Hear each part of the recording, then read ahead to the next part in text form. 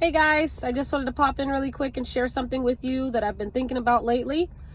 I have been thinking about covenants lately. The covenants that we read about in the Word that God made with Moses, Jacob, or Israel, Abraham, Isaac.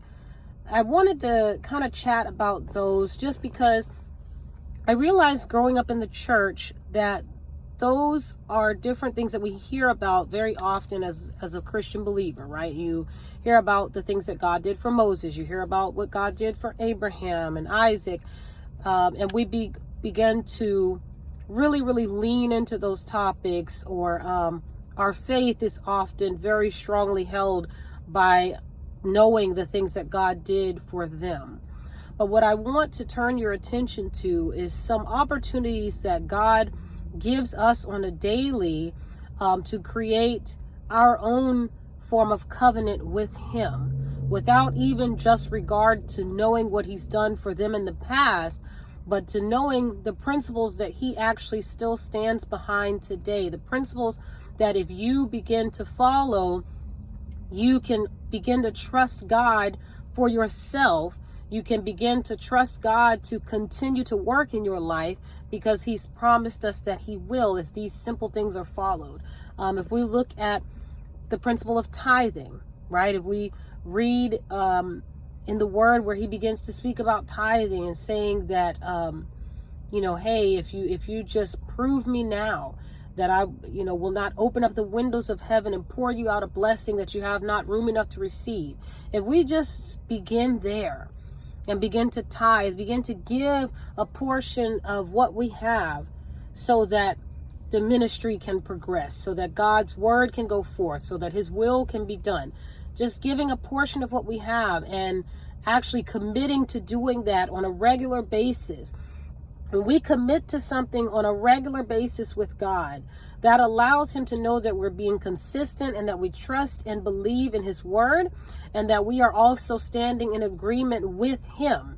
That it's not just Him that we are trying to manipulate Him or expect things from Him without doing anything on our part. But that consistency helps to show God, hey, I am in this.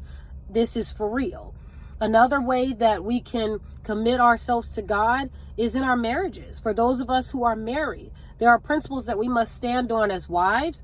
There are principles that we must stand on as husbands, that God actually states the blessing that is in it for us as doing the right thing towards that individual that we've made a vow to, living right by that person that we've agreed to live right by, for the rest of our lives. That's a covenant. That's an agreement that God stands behind. And if it's done properly, there's a blessing in it for you.